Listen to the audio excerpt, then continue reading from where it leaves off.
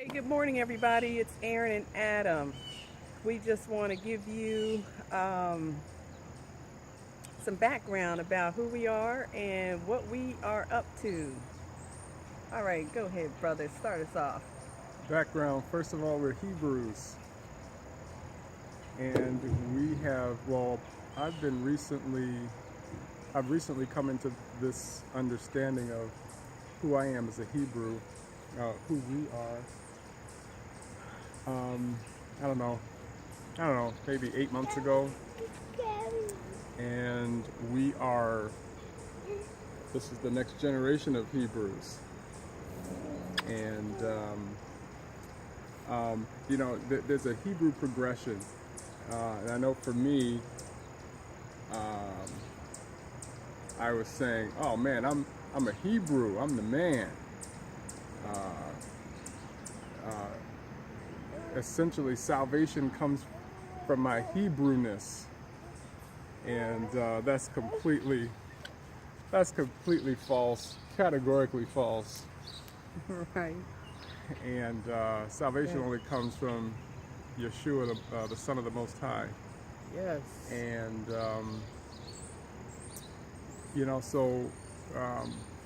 so this is what I have learned. This is what I've been taught by the Most High, is that I have three responsibilities. Keep my garments on, keep the garments of Yeshua, because in Revelation it says, man, you don't want to be caught without your garments. Two, stay in my lane. So if you have that visualization as Michael Phelps going down his lane, he's not swerving over into, I don't know, I can't know any other swimmers' names, but he's staying in his lane, and he's true in that lane. If you think about, you're in the garden, you're hoeing your row of split peas, and you see somebody over there in another row and they got daisies, and you're like, man, those daisies look really nice, I want to go over there. No, your responsibility is to stay right in your lane. And then thirdly, be patient. Patience is probably the most challenging thing for me. For disobedient Hebrews, we have a legacy of disobedience and patience, and the Most High teaching us obedience. That's if you stick with the Most High and what Yahushua wants to do for you, He will bring you through. But He is going to develop patience in each one of us, and patience is a definite virtue, and it just makes all the difference when you're interacting with one another and you're interacting with your family, and just waiting for the good that the Most High says that He's going to give to us.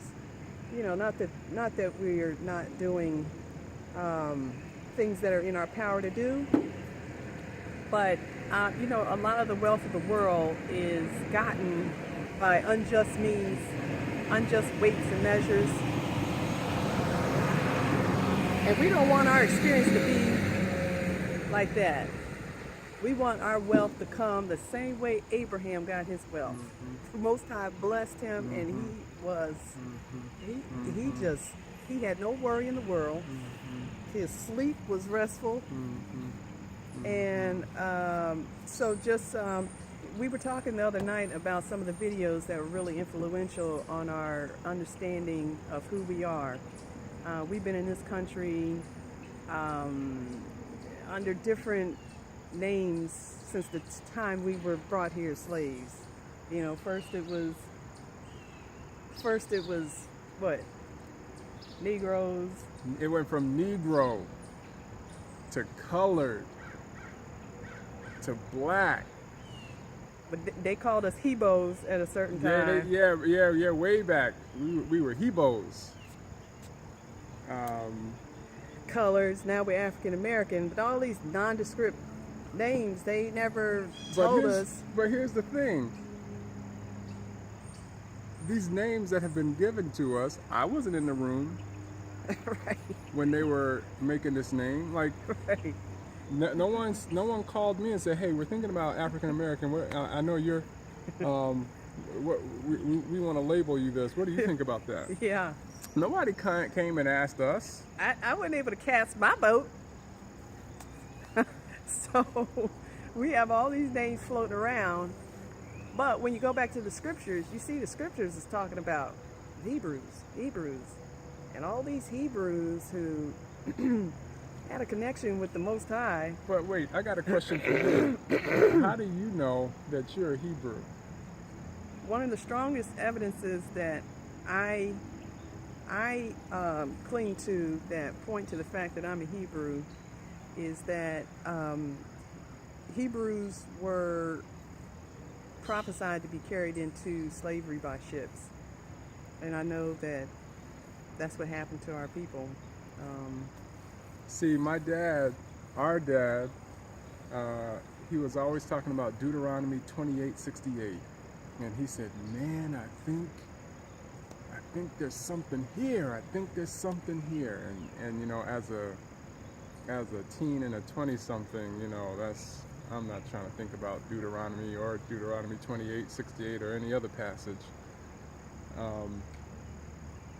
And so yeah, that's my go-to as well too. Yep, Deuteronomy 28:68. Actually, all of Deuteronomy 28 with all the blessings and the curses, we were able to see through different books of the Bible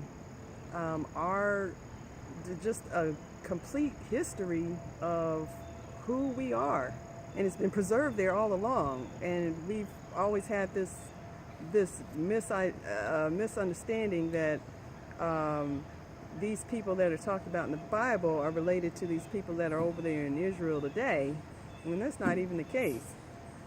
So it's just been remarkable to realize who we are and realize that we don't have to go start some protest or some radical movement to stake our place in the world, to go reclaim our land.